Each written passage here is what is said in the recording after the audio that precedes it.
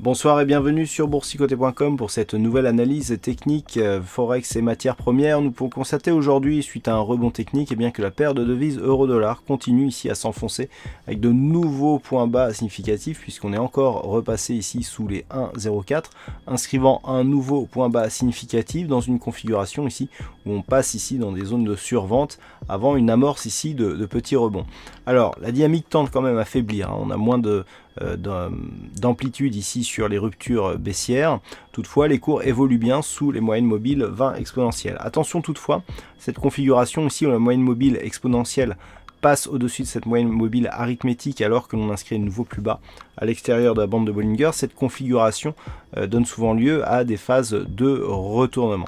Donc attention, tant que les cours ici restent sous la zone des 1,0520, l'objectif baissier reste lié à une extension de Fibonacci sur 1,0280.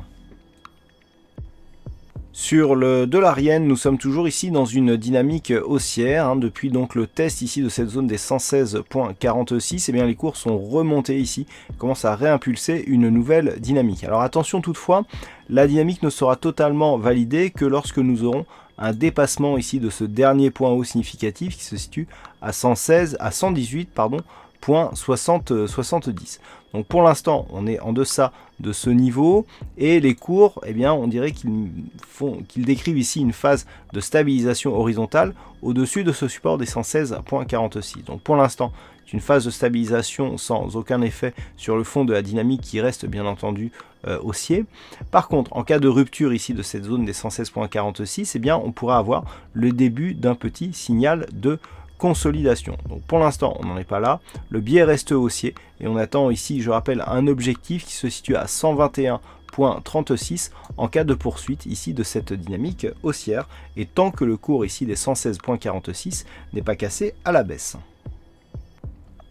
Et enfin sur l'or, nous sommes là aussi dans la poursuite d'un mouvement baissier, puisqu'après l'inscription ici de ce point bas proche ici des 1120 $ l'once, les cours ont rebondi, sont revenus ici sous la moyenne mobile 20 exponentielle, sous la zone de support des 1141,11 qui pour l'occasion s'était transformé en zone de résistance. On est revenu tester ici une zone de support qui valide le fait que les cours sont en train effectivement d'évoluer dans une zone pour l'instant neutre entre 1126 et 1141 $ l'once, ce qui correspond ici à une phase de stabilisation.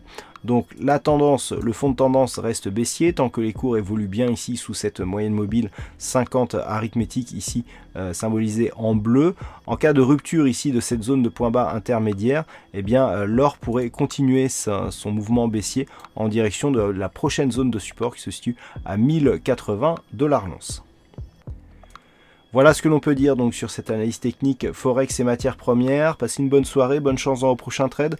On se retrouve dès demain pour d'autres analyses techniques, toujours sur le site boursicoté.com.